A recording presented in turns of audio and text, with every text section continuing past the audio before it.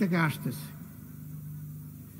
এ গাড়ির আগে পিছনে অন্য কোনো গাড়ি কিংবা মোটর বাইক নাই। বললেন যে ওই যে রাজা মহোদয় আসতেছে, আপনি আজকে একটা সালাম পেয়ে যাবেন। তিনি রাস্তা দিয়ে গাড়ি চালাচ্ছেন আর অনবরত তার দেশের জনগণকে সালাম দিয়ে দিয়ে তিনি যাচ্ছেন। নিজেই ড্রাইভার, একাই গাড়িতে বসে আছেন, তার কোনো দেহরক্ষী পর্যন্ত দেখলাম না গাড়িতে। এরপরে তিনি বললেন যে এত রাস্তা আপনি অতিক্রম করলেন, কোথাও কি কোনো ট্রেন নজরে পড়েছে? আমি বললাম না তো। বললেন যে অন্য কোনো বাস আপনি দেখলেন পাবলিক ট্রান্সপোর্ট হিসেবে? আমি বললাম না, তাও তো দেখিনি। বললেন যে কত মানুষকে আপনি রাস্তায় হাঁটতে দেখেছেন? আমি বললাম না, খুব একটা, এটাও তো নজরে পড়লো না। তিনি বললেন যে এদেশের প্রত্যেকটি শ্রমিকেরও ব্যক্তিগত একটা গাড়ি আছে। এমনকি বাংলাদেশ থেকে এখানে 53,000 শ্রমিক, তিনি তখন বলেছিলেন আজ থেকে 5 বছর আগে 19 সালে, যে 53,000 শ্রমিক বাংলাদেশেরও এখানে কাজ করে, তাদেরও প্রত্যেকের এখানে গাড়ি আছে, নিজস্ব গাড়ি। কারণ রাজা সবকিছু একাই লুটে ফুটে খায় না। আল্লাহ যে সম্পদ দিয়েছেন দেশের মানুষকে তা ভাগ করে দেয়। সন্ধ্যার পরে তিনি একটি গ্রাম এলাকায় আমাকে নিয়ে গেলেন। এটা তাদের ওয়াটার ভিলেজ, পানির উপরে, সমুদ্রের উপরে এই গ্রামটি তারা গড়ে তুলেছে।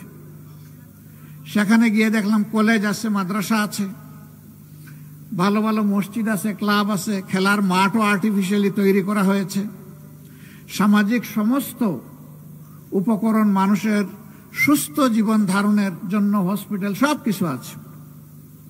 আমি বললাম যে এরা স্থলভাগ থেকে ছেড়ে এই জলভাগে থাকে কেন?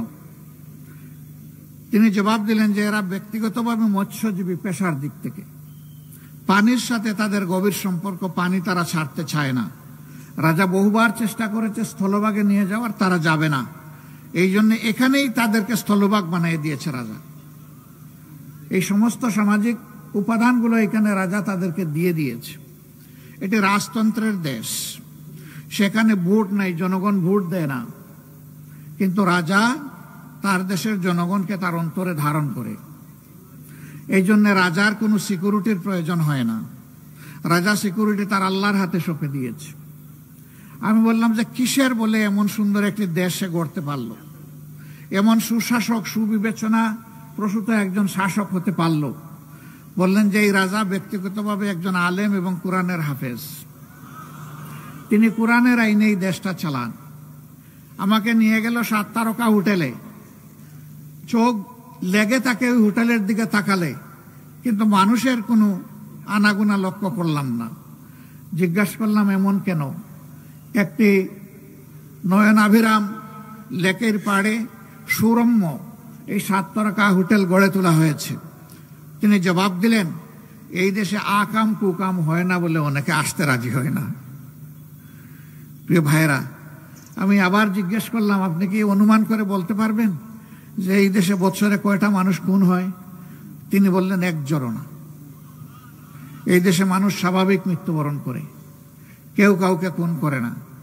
আমি বললাম করে না কেন? মানুষ তো শুধু অর্থের জন্য মানুষকে খুন করে না, আরো তো বহু কারণে খুন করে। বলে যে এখানে শুধু রাজা না, প্রত্যেকটা মানুষকে ভালোবাসে। এখানে বিদেশিরা যারা কাজ করে তারা মনে করে এটা তাদের দেশ। বাংলাদেশি শ্রমিকদের কাছে 5-7 জনের কাছে উনি নিয়ে গেলেন, ওদেরকে জিজ্ঞেস করলাম ভাই তোমরা কেমন আছো? দেশের চাইতে এখানে ভালো আছে। তো সে যদি যে দেশে কাজ করতে গিয়েছে সেই দেশটাকে নিজের দেশের চাইতে চমৎকার মনে করে, তাহলে ওই দেশকে ভালোবাসবে না কেন সে? আমি জিজ্ঞেস করলাম দেশটা কি তোমাদের নাকি অন্যদের? বলে যে কয়টা মুহূর্ত আছে এই দেশ আমার, এই দেশ আমাদের। এই দেশ আমরা বলবো না যে ব্রুনাইবাসীর, আমরা এদেশের নাগরিক মনে করি নিজেদেরকে। কারণ নাগরিকরা যে সমস্ত সুবিধা পায় সমান সুবিধা আমরা পাই। নাগরিকদের যেমন চিকিৎসা ফ্রি, আমাদেরও চিকিৎসা ফ্রি। নাগরিকদের ছেলেমেয়েদের লেখাপড়ার খরচ ফ্রি, আমাদেরও যাদের পরিবার আছে ছেলেমেয়ের লেখাপড়ার খরচ এখানে আমাদেরকে যোগান দিতে হয় না। এমন একটা সুন্দর দেশ, ছোট্ট মানুষের দেশ, সব মিলাইয়া 5.5 লক্ষ মানুষ সেখানে বসবাস করে। 3 লক্ষ মানুষ বাইরে থেকে সেখানে গিয়েছে বিভিন্ন কাজ এবং পেশা নিয়ে, আর 2.5 লক্ষ মানুষ তাদের দেশের জনগণ আবাল বৃদ্ধ বনিতা। এটি দুনিয়ার একটা চমৎকার মডেল। একমাত্র কারণ সেখানে কোরআন অনুযায়ী বিচারটা পরিচালনা হয়, আর সমাজে ন্যায় বিচার প্রতিষ্ঠিত আছে। এই জন্য সমস্ত মানুষ তার অধিকার সে সঠিকভাবে বুঝে পায়। অধিকারের জন্য কাউকে মিছিল করতে হয় না, আন্দোলন করতে হয় না, দাবি তুলতে হয় না। যেমন আমাদের দেশে আমরা প্রতিদিন এই দৃশ্য দেখি, তাদের দেশে এটার প্রয়োজন হয় না।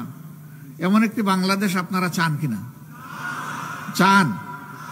বাংলাদেশ জামাত ইসলামী এই ধরনের একটি বাংলাদেশ গড়ার জন্যই লড়াই করছে। আমাদের ইতিহাস দীর্ঘ লড়াই এবং সংগ্রামের। আমাদের সাংগঠনিক জীবন 41 সাল থেকে বিবেচনা করলে আজকে 84 বছর। অনেকে বলে জামাত কি একটা ব্যর্থ দল যে 84 বছরের মধ্যেও একবার ক্ষমতায় যেতে পারল না। অথচ অনেকে দল গঠন করে ক্ষমতায় থাকা অবস্থায় আবার তারা বারবার ক্ষমতায় আসে, আবার কেউ ক্ষমতায় বাইরে থেকেও দল গঠন করে ক্ষমতায় এসেছে। জামাত কেন পারল না?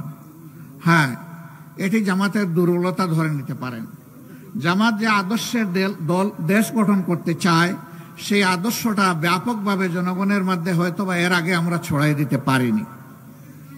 আলহামদুলিল্লাহ, এখন দেশের জনগণ সব দেখেছে। এই দেশ দফায় দফায় যারা শাসন করেছেন তাদের সকলকে দেখার সুযোগ জনগণের হয়েছে। এমনকি এক সময় আমাদেরও 2 জন শীর্ষ দায়িত্বশীল সরকারের মন্ত্রী ছিলেন, তাদেরকেও দেশের জনগণ দেখার সুযোগ পেয়েছে। আমরা অন্যদের ব্যাপারে কিছুই বলবো না, মহান আল্লাহ শুকরিয়া আদায় করে বলবো যে আমাদের তখনকার আমির এবং সেক্রেটারি জেনারেল 2 জন পর্যায়ক্রমে 3টা মন্ত্রণালয় তারা সেবা দিয়েছেন মন্ত্রী হিসাবে। আলহামদুলিল্লাহ, তাদের কোনো নিকৃষ্ট দুশ্মনও বলতে পারেনি যে তাদের মন্ত্রণালয়ে দুর্নীতি কিংবা স্বজনপ্রীতি ছিল। এর কারণ হচ্ছে জামাত ইসলামী কোরআনের আলোকে এই চরিত্রের লোকই গঠন করেছিল। তাদের এই মন্ত্রণালয় থেকে কোনো ধর্মের লোক একথা দাবি করতে পারবে না যে তারা মন্ত্রী থাকা অবস্থায় এই মন্ত্রণালয়ে আমাদের যে হক ছিল এটা আমাদেরকে দেওয়া হয়নি। বরঞ্চ রাষ্ট্রের যে সম্পদ তাদের হাতে তুলে দেওয়া হয়েছিল, তারা দেখেননি কে কোন ধর্মের মানুষ, এটাও দেখেননি কে কোন দলের মানুষ। তারা দেখেছেন এই মানুষটা বাংলাদেশেরই একজন। এই জন্য যার যেটা পাওনা হোক তাদের হাতে তারা তুলে দিয়েছিলেন। আমরা আপনাদেরকে কথা দিচ্ছি, ইনশাআল্লাহ তাআলা আজিম, যদি আপনাদের ভালোবাসায় সিক্ত হয়ে আগামীতে বাংলাদেশ জামাত ইসলামী সমস্ত ইসলামী দল, দেশপ্রেমিক দল, মানবিক দলকে সাথে নিয়ে সরকার পরিচালনার সুযোগ পায়, তাহলে ইনশাআল্লাহ তাআলা আজিম আপনাদেরকে একটা মানবিক দেশ আমরা উপহার দেওয়ার চেষ্টা করব। এ দেশটা তাহলে কেমন হতে পারে? এই দেশটা ইনশাআল্লাহ এমন হবে, এই দেশে একজন মা, তিনি ঘরের ভিতরে থাকবেন নিরাপদ, রাস্তায় বের হলে তিনি হবেন সম্মানিত, কাজের ময়দানে তিনি হবেন মর্যাদাপ্রাপ্ত। তার যদি প্রয়োজন হয় সামাজিক ক্ষেত্রে কোনো কর্মক্ষেত্রে যোগদান করার, সেই দক্ষতা যোগ্যতা যদি তার থাকে, যোগ্য জায়গায় তিনি পৌঁছে যাবেন। এখনো তারা পেশাগত দায়িত্ব পালন করেন, কিন্তু 2টি জিনিস আমাদের সমাজ দুঃখজনকভাবে তাদেরকে দিতে পারেনি। একটি হচ্ছে তাদের সম্মান, আরেকটি হচ্ছে তাদের নিরাপত্তা। আমরা কথা দিচ্ছি মায়েরা সেদিন নিরাপত্তা এবং সম্মানের সাথে ইনশাআল্লাহ তাদের দায়িত্ব পালন করবেন এবং জাতি গঠনের তারাও সমান তালে অবদান রাখবেন। আমাদের মায়েরা রাসূল করিম সাল্লাল্লাহু আলাইহি সাল্লামের সাথে থেকে যুদ্ধ করেছেন। আমাদের মায়েরা মহান শিক্ষকের দায়িত্ব পালন করেছেন, যারা ছিলেন রাসূল করিম সাল্লাল্লাহু আলাইহি সাল্লামের সম্মানিতা স্ত্রী আমাদের মা। তারা ব্যবসা করেছেন, সমাজ পরিচালনায় তারা ভূমিকা রেখেছেন। রাসূল করিম সাল্লাল্লাহু আলাইহি সাল্লাম যতদিন জীবিত ছিলেন তাকে পরামর্শ দিয়েছেন। তিনি যখন দুনিয়া থেকে বিদায় নিয়েছেন 4 খলিফাকে তারা পরামর্শ দিয়েছেন। অতএব রাষ্ট্রের সকল ক্ষেত্রে মায়েরা লেগেছিলেন। এখন বলবেন সেই যুদ্ধে কি শুধু মুসলমানরাই অংশগ্রহণ করতে পারবে? না, রাসূল করিম সাল্লাল্লাহু আলাইহি সাল্লামের সাথে যুদ্ধে সেই দেশে বসবাসকারী অন্য ধর্মের লোকেরাও সমান তালে থেকে দেশের শত্রুর বিরুদ্ধে লড়াই করেছেন। সুতরাং এইখানে দল নয়, ধর্ম নয়, দেশ আমাদের সবার। এই নীতির ভিত্তিতে যার যেটা অধিকার তার হাতে সেটা তুলে দেওয়া হবে ইনশাআল্লাহ। অনেকে বলে যে মায়েদেরকে আমরা কোণঠাসা করে ঘরের ভিতরে রাখবো, মোটেই না। রাসূল করিম সাল্লাল্লাহু আলাইহি সাল্লাম সকল কর্মক্ষেত্রে মর্যাদার সাথে, নিরাপত্তার সাথে তাদেরকে যেমন কাজের সুযোগ তৈরি করে দিয়েছিলেন, আমরাও তাদের প্রতি চরম সম্মান রেখে আমরাও সেইভাবে সুযোগ দেব ইনশাআল্লাহ। আজকে দেশের শিক্ষা ব্যবস্থা বিধ্বস্ত। মানুষ আগে গ্রাম এলাকায় দেখতাম একজন লোক এন্ট্রান্স, ম্যাট্রিকুলেশন, এসএসসি পাশ করার পরে তার বাড়িতে দৌড়েই আসতো তাকে দোয়া দেওয়ার জন্য, একটু দেখার জন্য যে আমার এলাকার একটা ছেলে এই লেভেলে পাশ করেছে। আরো উপরে উঠলে মানুষের শ্রদ্ধা ভালোবাসা আরো বেড়ে যেত। আর এখন শিক্ষিত মানুষ দেখলে, নিরীহ মানুষ আয়াতুল কুরসি পড়ে বুকে ফু দেয়। হ্যাঁ, সবাই না, শিক্ষিত মানুষের মধ্যে অনেক ভালো মানুষ আছে, কিন্তু বেশিরভাগ এই সমাজের অবস্থা তাই। যার কলমের জোর যত বেশি, তিনি জনগণের সম্পদ তত বেশি চুরি করেন। তাদের মধ্যে যারা সৎ, দক্ষ, তাদেরকে এই সমাজ কোণঠাসা করে রাখে। বেটা নিজেও খাবি না, আমারেও খাওয়াবি না, তোর কোনো দরকার নাই। পেট ভরে তুইও খা, আমারেও দে। কিভাবে আনলে আমি তা জানবো না, তোর কাছ থেকে জানতে চাইবো না। এটাকে হারাম না হালাল এটা আমার জানার কোনো দরকার নাই। আমার আরো চাই, আরো চাই। এই সব নিয়ে শেষ পর্যন্ত আমি পালাই। অবশ্য আমার আগে টাকা পালাইয়া যায়। এরকম লোক বাংলাদেশে আছে না? বাস করে বাংলাদেশে, চাকরি করে বাংলাদেশে, নেতৃত্ব দেয় বাংলাদেশে, টাকা জমায় বিদেশে। নিজের দেশে ঘর বাড়ি ভালো করে বানায়ও না, কিন্তু বিদেশে বেগম পাড়া তৈরি করে। এরকম লোক আছে না? বাংলাদেশের গত 15-15.5 বছরে 26 লক্ষ কোটি টাকা বাংলাদেশ থেকে তারা চুরি করে বিদেশে পাচার করেছে। এই সব টাকা জাল ফেলে তন্ন তন্ন করে খুঁজে বাংলাদেশে ফেরত আনতে হবে। এবং এটা জনগণের হক। এরা জনগণের হক মেরে এই টাকা চুরি করে বিদেশে পাঠিয়েছিল। এটা সমন্বিতভাবে জনগণের কল্যাণে, উন্নয়নে সেটা ব্যয় করতে হবে। আমাদের দেশে আরেকটা অসভ্য সংস্কৃতি আছে। এটি হলো, নেতা যত বড় তার এলাকায় উন্নয়ন হবে তত বেশি। তো শুধু কি তার এলাকার জনগণের ট্যাক্সের টাকায় উন্নয়ন হয়? সারা বাংলাদেশের জনগণের টাকায় হয়। এমনকি ভিক্ষুকের ট্যাক্সের টাকাও এখানে আছে। যারা কষ্ট করে ভিক্ষা করে, রাস্তায় রাস্তায় ঘুরে অথবা ফুটপাতে বসে থাকে, হাত পাতে মানুষের কাছে, দুয়ারে দুয়ারে যায়, মা বাবা আমাকে একটা কিছু দেন, এইটুকু হাতে নিয়ে সন্ধ্যাবেলা যখন সে নিজের পেটের যোগান দেওয়ার জন্য দোকানে ঢুকে, তখন সেই লোকটাকেও কিন্তু জিনিস কিনতে গিয়ে ভ্যাট দিতে হয়, ভ্যালু অ্যাডেড ট্যাক্স। কেনার সাথে সাথে ট্যাক্স পরিশোধ। এই ট্যাক্সটাই বাংলাদেশে বর্তমান আয়ের মেইন উৎস, রেভিনিউর মেইন উৎস হচ্ছে এই ট্যাক্স। এখানে কোনটা আমার ভিক্ষুক ভাই কিংবা বোনের ট্যাক্স, আর কোনটা বড় লোকের ট্যাক্স, কোনটা ব্যবসায়িক ট্যাক্স, কোনটা একজন বড় সার্ভিস হোল্ডারের ট্যাক্স, এইটা আলাদা করে রাখা হয় না। রাষ্ট্রের ট্রেজারিতে সমস্ত টাকা একই জায়গায় থাকে। যারা আমরা শিক্ষা নিয়েছি বিভিন্ন বিদ্যাপীঠ থেকে, তাদের মনে রাখতে হবে আল্লাহর দেওয়া মেধা আর আমার বাবার টাকায় শুধু আমি মানুষ হয়ে যাইনি। আমি যে প্রাইমারি স্কুলে পড়েছি, এই প্রাইমারি স্কুলের প্রতিটি বালুর কোনা, পানির ফুটা, সিমেন্টের গুঁড়া, রড, মিস্ত্রির হাত যা ওখানে লেগেছে, সব কিছুর সাথে 18 কোটি মানুষের সম্পর্ক আছে। সুতরাং আমি শিক্ষিত ব্যক্তিটি 18 কোটি মানুষের কাছে দায়বদ্ধ, কারণ তাদের টাকায় আজকে আমি মানুষ হয়েছি। এই অনুভূতি যে শিক্ষা তার ছাত্রকে দিতে পারবে না, এই ছাত্র ভবিষ্যতে মানুষ হতে পারবে না। বরঞ্চ সে শিক্ষিত হয়ে বড় ডাকাত হবে।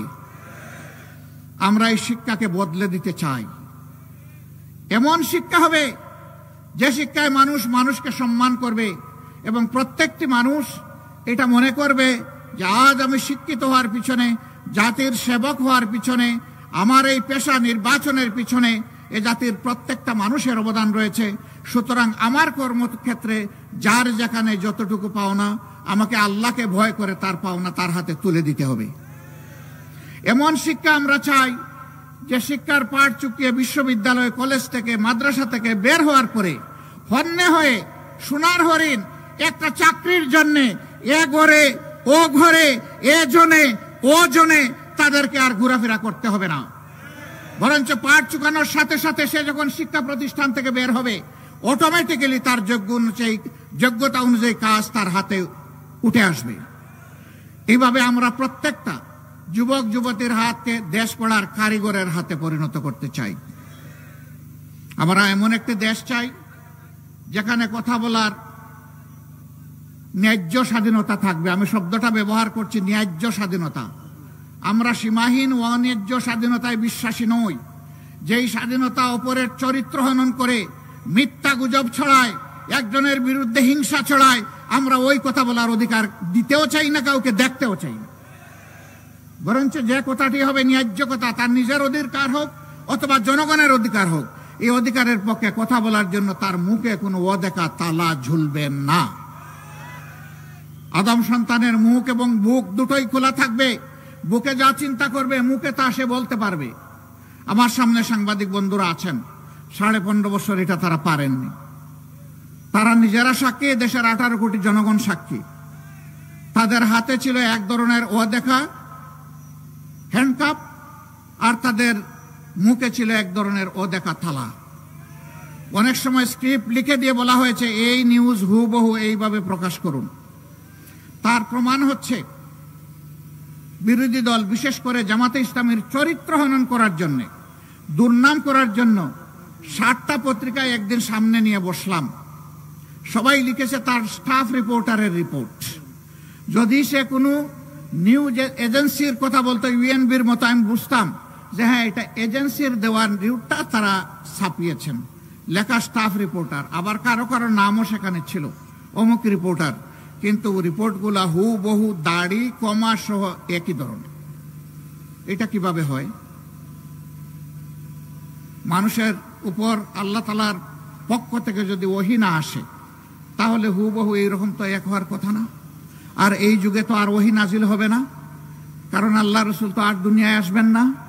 আল্লাহ তাআলা তো কোরআনের শেষ আয়াতে, যেটা সূরা মায়েদার 3য় আয়াত, আলিয়াউমা আকমালতু লাকুম দীনাকুম ওয়া আতমামতু আলাইকুম নি'মাতি ওয়া রাদিতু লাকুমুল ইসলামা দীনা, এটা বলে পরিষ্কার জানিয়ে দিয়েছেন আজকের দিনের পরে আর কোনো ওহী নাজিল হবে না। রাসূল করিম সাল্লাল্লাহু আলাইহি ওয়াসাল্লাম যখন বিদায় হজ্জে ছিলেন তখন এই আয়াত নাজিল হয়েছিল। এরপরে আর কোনো আয়াত নাজিল হয় নাই।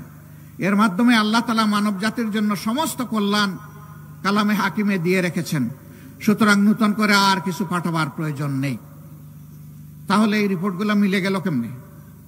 কারণ তাদেরকে বাধ্য করা হয়েছে রিপোর্ট সরবরাহ করে। তারা হয়তো তখন জানারও সাহস করেননি যে এই রিপোর্ট কে তৈরি করছে, কার নামে আমরা লিখব। এমন ভীতির অবস্থা, সংস্কৃতি এই সমাজে চালু করা হয়েছিল। আমরা এমন একটি দেশ চাই, সাংবাদিক বন্ধুরা যা কালো দেখবে নির্ভয়ে বলবে তুমি কালো, আর যাকে ভালো দেখবে নির্ভয়ে বলবে তুমি সাদা। এই সাদাকে সাদা বলার এবং কালোকে কালো বলার এই বাক স্বাধীনতা আমরা নিশ্চিত করতে চাই। সম্মানিত বন্ধুরা, বিচারের অঙ্গনে আজকে বিচার কাঁদে,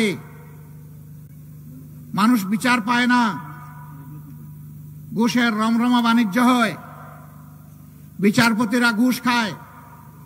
বলবেন তার কোনো প্রমাণ আপনার কাছে আছে? হাজার প্রমাণ আছে।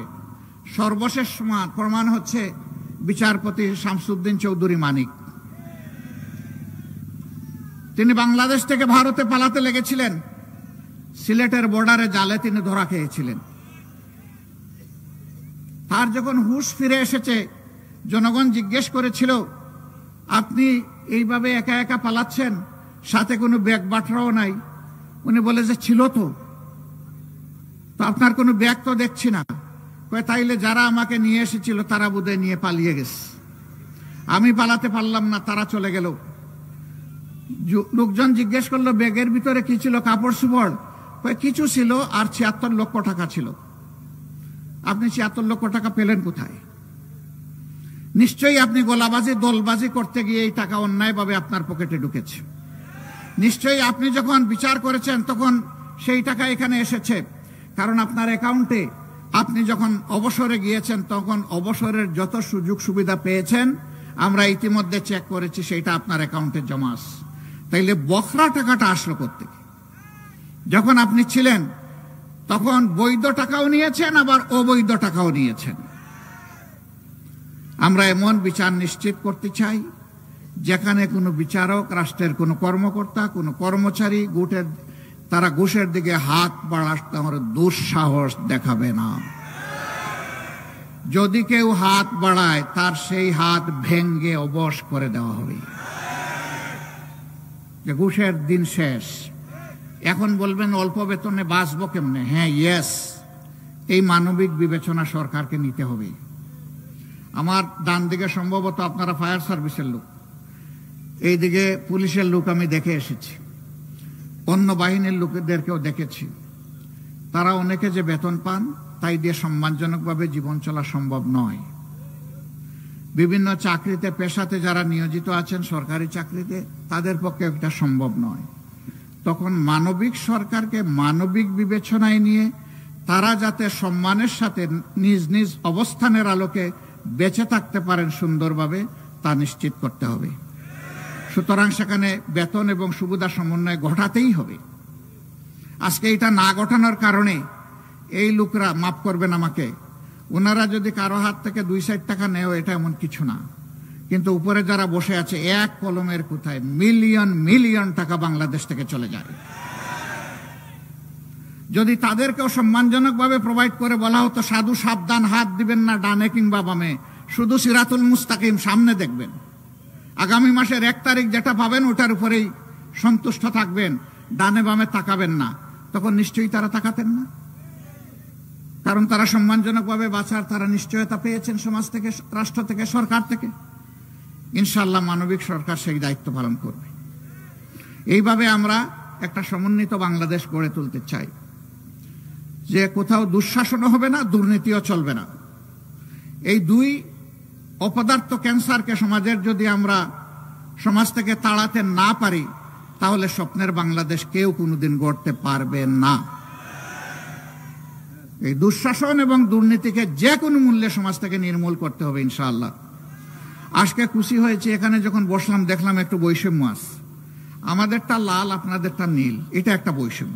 আপনাদের পায়ের নিচে দেখেন নীল আছে, আমাদের এটা লাল। আবার আপনারা নিচে বসেছেন, আমরা উপরে, কিন্তু আল্লাহ তাআলা একটা সমতা এনে দিয়েছেন। এবার সূর্য আমাদের দিকে, আপনাদের দিকে না। আমার পাশের একজন বন্ধু আমাকে বললেন একটা ছাতা দিব কিনা। আমি মনে মনে ভাবতেছি কত ছাতা দেবেন। এখন তো বৈষম্য বিরোধী আন্দোলন চলতেছে এবং আমরা সবাই বৈষম্যের পক্ষে।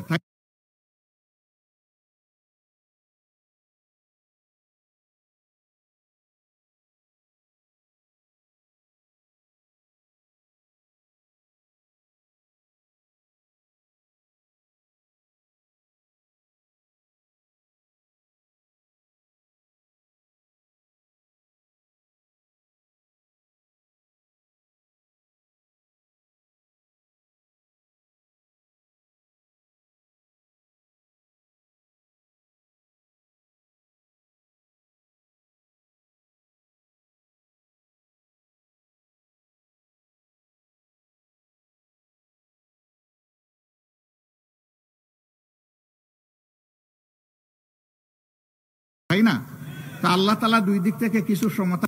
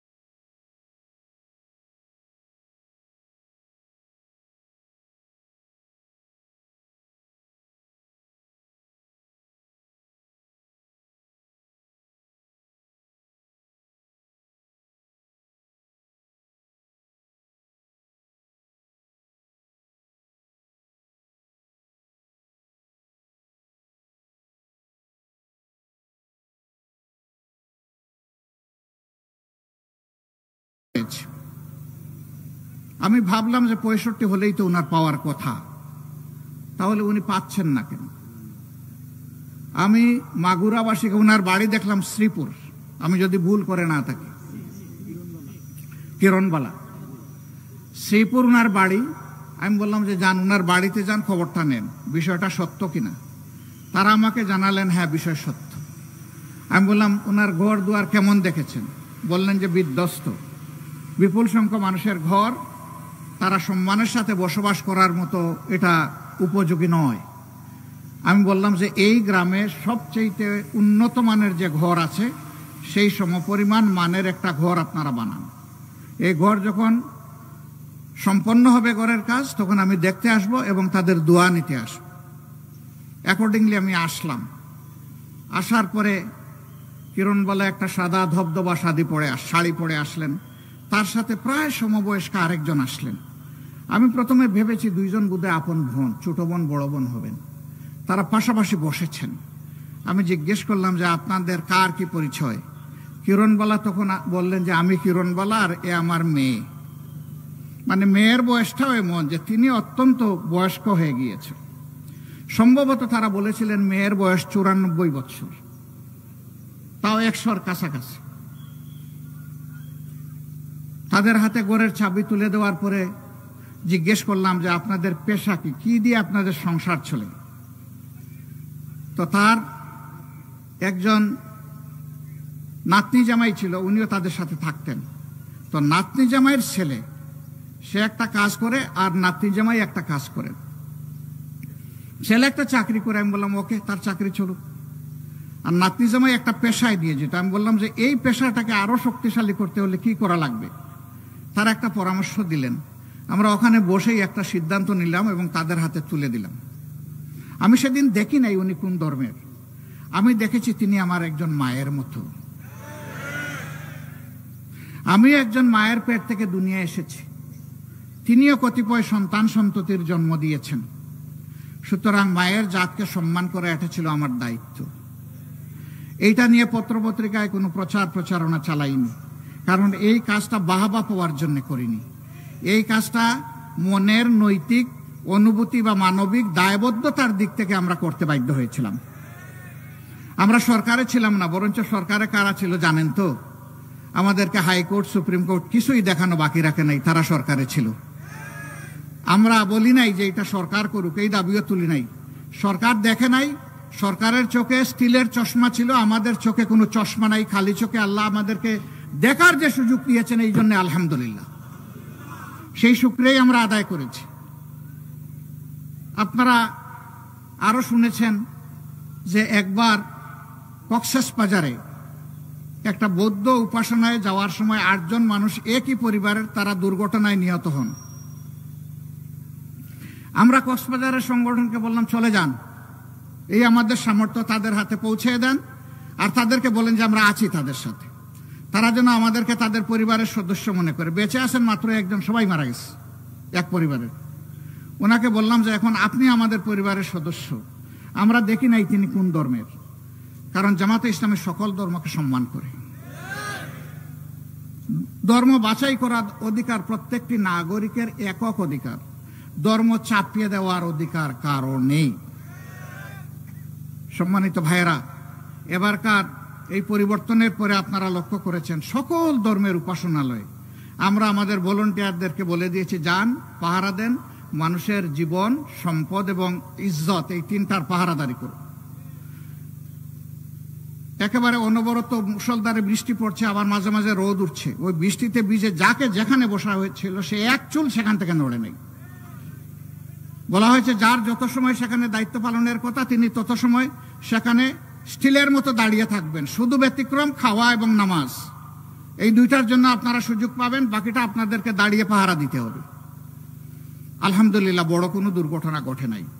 তবে রাজনৈতিকভাবে যারা অতিরিক্ত দলবাজ ছিলেন, মানুষকে বিভিন্নভাবে কষ্ট দিয়েছেন, মানুষ তাদের অনেকের উপর থেকে কিছু প্রতিশোধ নিয়েছে। আমরা নেইনি, আমাদের সংগঠন নেয়নি, আমাদের সহকর্মীরা নেয়নি, সাধারণ মানুষ নিয়েছে। তারা যেহেতু মানুষকে কষ্ট দিয়েছে, এই প্রতিশোধ নেওয়ার সময় তারা দেখে নাই কে কোন ধর্মের, দেখেছে যে তিনি একজন জালেম ছিলেন। ওইটা ধর্ম বিবেচনা করে কাউকে আঘাত করে নাই কেউ। তারপরে আমরা এটাকেও সমর্থন করি না। কেন করি না? আমরা বিশ্বাস করি আইন যদি মানুষ হাতে তুলে নেয় প্রত্যেকে, এই রাষ্ট্রে কোনো শৃঙ্খলা থাকবে না। আমরা শৃঙ্খলার পক্ষে। আমরা বলেছিলাম যে আমরা নিজেরা কোনো প্রতিশোধ নেব না, তবে আমাদের উপর যে জুলুম করা হয়েছে, খুন গুম যা করা হয়েছে, লুণ্ঠন করা হয়েছে, আমরা এগুলার প্রতিকার চাইব, কিন্তু সেটা আইনের মাধ্যমে চাইব। সারা দেশে আমরা আমাদের সহকর্মীদেরকে নির্দেশ দিয়েছিলাম মামলা দায়ের করতে গিয়ে সাবধান, শতবার চিন্তা করে মামলা দায়ের করবেন। একজন নিরীহ নিরপরাধ মানুষ যেন আমাদের মামলার আসামি না হয়।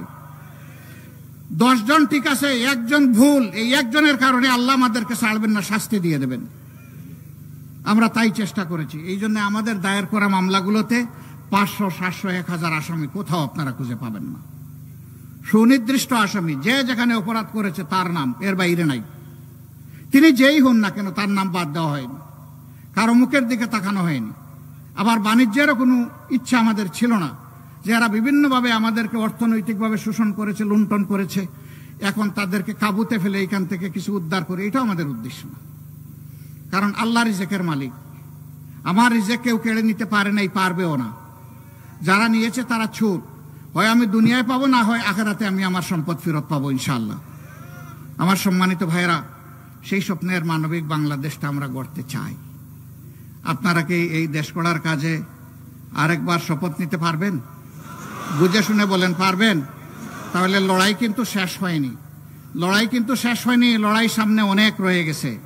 আমাদের সন্তানেরা যে স্লোগান দিয়েছে, আমরা একই স্লোগান দেব, আবু সাইদ মুক্ত, শেষ হয়নি যুদ্ধ। সবাই বলুন, আবু সাইদ মুক্ত। আলহামদুলিল্লাহ, সেই যুদ্ধের সৈনিক হব আমরা ইনশাআল্লাহ। নিজের জন্য, প্রিয় দেশের জন্য। নিজের জন্য এই কারণে, দেশ যদি ভালো থাকে আমিও ভালো থাকবো, দেশ যদি ভালো থাকে না আমিও ভালো থাকবো না। আল্লাহ তাআলা আপনাদের এই অঙ্গীকারকে কবুল করুন। আপনারা মাগুরার প্রত্যেকটি ঘরে ঘরে আমাদের সালাম পৌঁছে দেবেন। অন্য ধর্মের যারা আছেন তাদের কাছে আদাব এবং শ্রদ্ধা পৌঁছে দেবেন। এখানে বিভিন্ন ধর্মের ভাইয়েরা এসেছেন, মন খুলে তারা কথা বলেছেন। আমি তাদেরকে মোবারকবাদ জানাই এবং কৃতজ্ঞতা জানাই। তারা আমাদের দাওয়াত কবুল করে এখানে এসেছেন। আমরা হাতে হাত ধরে, কাঁধে কাঁধ রেখে আগামীতে বৈষম্যহীন সমাজ গড়ব ইনশাআল্লাহ। আমরা তাদেরকে কথা দিচ্ছি, যেমন সম্মানটি আজকে আপনারা আমাদেরকে দেখালেন, আগামী দিনে তেমন সম্মান অথবা তার চাইতে ভালো সম্মান যেন আপনাদেরকে দেখাতে পারি। আল্লাহ যেন আমাদেরকে তৌফিক দান করেন। সবাইকে ধন্যবাদ। আসসালামু আলাইকুম ওয়া রাহমাতুল্লাহ। আল্লাহ হাফিজ। বাংলাদেশ জিন্দাবাদ। বাংলাদেশ জামাতে ইসলামী জিন্দাবাদ।